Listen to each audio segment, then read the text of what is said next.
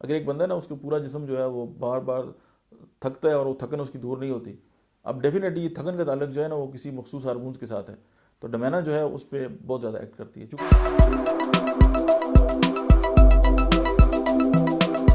بسم اللہ الرحمن الرحیم. السلام علیکم. میرا نام ڈاکٹر احمد اجاز ہے اور میں اسمیلی ہومیو کلینک سے بڑواز سے آپ سے مخاطب ہوں.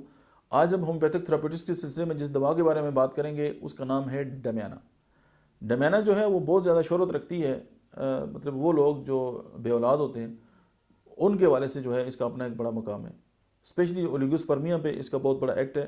لیکن آج ہم تھوڑا سا آپ کو اس کی اور جو مین انڈیکیشنز ہیں ان کے بارے میں بھی بات کریں گے. ایک تو یہ ہے کہ کرونک فٹیگ، اگر ایک بندہ ہے نا اس کے پورا جسم جو ہے وہ بار بار تھکتا ہے اور وہ تھکن اس کی دور نہیں ہوتی، اب ڈیفینیٹلی یہ تھکن کا تعلق جو ہے نا وہ کسی مخصوص ہارمونز کے ساتھ ہے، تو ڈمینا جو ہے اس پہ بہت زیادہ ایکٹ کرتی ہے چونکہ ٹیسٹوسٹیرون پہ اس کا بہت بڑا عمل دخل ہے. اس کے علاوہ جو ہے امپوٹنسی ہے، سیکچول ویکنس ہے، اور کچھ لوگ ہیں بڑے چاؤ سے شادی وغیرہ کرتے ہیں لیکن جو ہے کہ کافی عرصہ ہوتا ہے اولاد نہیں ہوتی، اس میں بھی یہ انڈیکیٹڈ ہے. انڈیکیٹڈ کیوں ہیں؟ اس کی بیسک ریزن یہ ہے کہ اس کا جو ہے وہ سفلس پہ، گنوریا پہ بہت بڑا ایکٹ ہے. اگر کوئی بندہ جو ہے وہ مطلب ہے کہ یاش تباہ ہے اور اس نے اپنی زندگی جو ہے وہ شادی سے پہلے ہی تباہ کر لی ہے، تو مطلب ڈمینا وہاں پہ بھی انڈیکیٹڈ ہے. اور اگر کوئی اس طرح کے فیمیل ہیں جن کے مینسز جو ہیں وہ بند ہو گئے ہیں، ایمینوریا کی کنڈیشن ہے اور ساتھ لیکوریا ہے اور اس کے ساتھ جو ہے وہ بے اولادی ہے، تو اس وقت جو ہے ڈمیانا جو ہے وہ فیمیل جو ہے ان کے لیے بھی بہت بہتر ہے.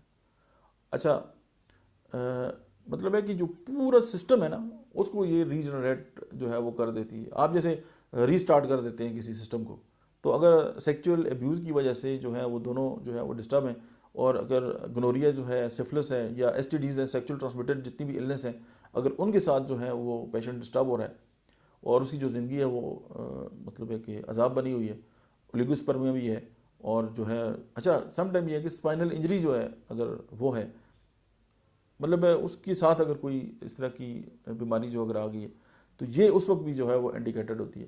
اب اس کے ساتھ اگر کمپیریٹیو اسٹڈی کریں تو آپ کو ایک نسکاسس ملے گی، کیونکہ دونوں جو ہے وہ ہارمونز پہ ایکٹ کرتی ہیں، ان دونوں کا پیچوٹری گلینڈ پہ بہت زیادہ اثر ہے.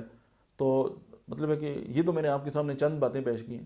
اب آپ اس کو زیادہ ڈیٹیل میں جو ہے وہ جا کے ہومیوپیتھک مٹیریل میڈیکا ہیں ان سے آپ پڑھ سکتے ہیں، اور کوئی بھی دعا جو ہے ہومیوپیتھک ڈاکٹر کے مشورے کے بغیر استعمال نہ کریں.